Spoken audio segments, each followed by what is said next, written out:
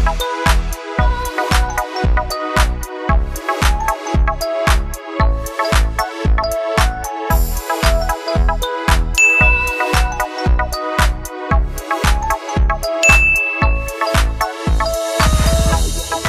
ayan, medyo pangit na po yung ating blue cloud. Hello everyone, ito po si Charching ng Succulent Davao and welcome sa ating YouTube channel.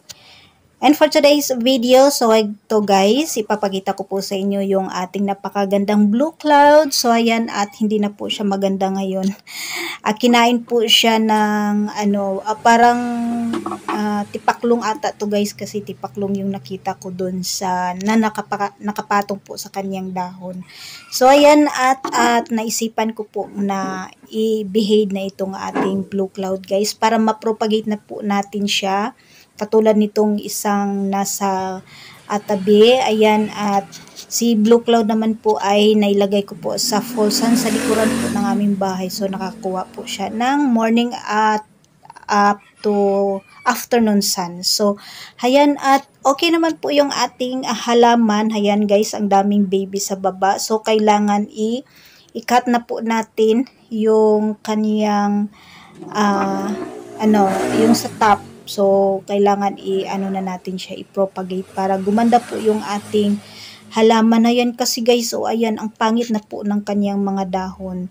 So, heto si blue cloud guys ay hindi po siya sensitive. Napakagandang halaman. Recommended ko po ito sa newbie. So, new or sa beginners kasi napakadali po niyang i-propagate, and then at hindi po siya sensitive talaga guys. Hayaan lang po natin siya sa tabi. Ayan, at okay naman po yung ating halaman, and then itanim lang po natin siya sa wheel drain na potting mix, at saka i-water lang po natin pag totally dry na po yung kanyang soil. So ayan guys, at na-cut na po natin yung top ng ating nasirang blue cloud. So heto guys ay more than 6 months pa ata sa atin. So ayan, at medyo mature na po yung ating halaman. And then heto guys yung aking na-cut din na blue cloud. So ayan, at heto po ang kanyang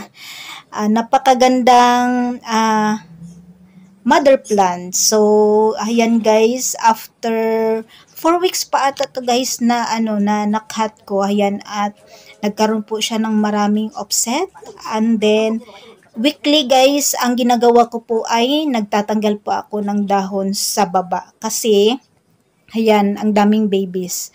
So ito, at binigyan niya po tayo ng babies sa top. So ayan, every week or every Saturday ata guys. Ayan, ang daming babies kasi ang ginagawa ko guys, every Saturday nagtatanggal po ako ng dahon sa baba. So ayan, at ayan ang nangyari guys, nagproduce po ng maraming pups yung ating blue cloud. So yung sa taas ay isa lang po yung na-produce na pups ng ating blue cloud, pero dun sa so ito guys yung mga dahon na natanggal ko na last Saturday. So ngayon po ay dahil okay naman po yung kaniyang sugat, so ayan, at magtatanggal din po ako ng dahon. So ganyan yung ginagawa ko guys, every week ay nagtatanggal po ako ng dahon sa baba para hintayin ko munang mag-dry yung sugat ng ating halaman. Saka ko po siya tanggalan ulit para gumanda po yung mga babies niya sa baba. Dandahan pong lumabas. Kasi pag pag binigla natin siya guys, natanggalin lahat, ay yung kanyang mga babies ay baka po ma-sunburn. So ayan, at dandahan ko po siyang tinatanggal. Every week po ako nagtatanggal para mag-dry din po yung sugat ng ating halaman para hindi po siya magka-fungus. So ayan guys yung ginagawa ko. And then ayan, ang naman kasi ang blue cloud ay hindi naman po siya sensitive or hindi po siya maselan na succulent. Madali lang po siyang alagaan at propagate.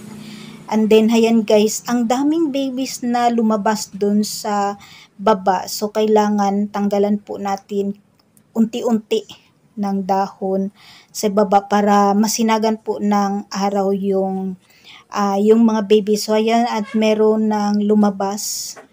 Wag po natin silang ibigla guys para hindi po masunog yung dahon ng offset or ng babies ng ating blue cloud. So, ayan guys, at ayan, tinanim ko lang po siya sa ating potting mix na ginawa, and then pinalibutan ko lang po ng risal sa gilid. So, heto guys, at naging naman po, successful po yung ating pag-cut nitong ating blue cloud. So, siguro mga ilang buwan lang to ay magiging cluster na po yung ating halaman. So, ayan guys, yung naisipan ko dito sa ating blue cloud, at sana ay nasiyahan po kayo dito sa ating pag-propagate, pag-cut nitong ating blue cloud. At bago po tayo mag-end ay gusto ko pong magpasalamat sa inyong lahat, sa inyong pong suporta, sa lahat pong nag-subscribe dito sa ating YouTube channel. At kung kayo ay hindi pa po nakapag-subscribe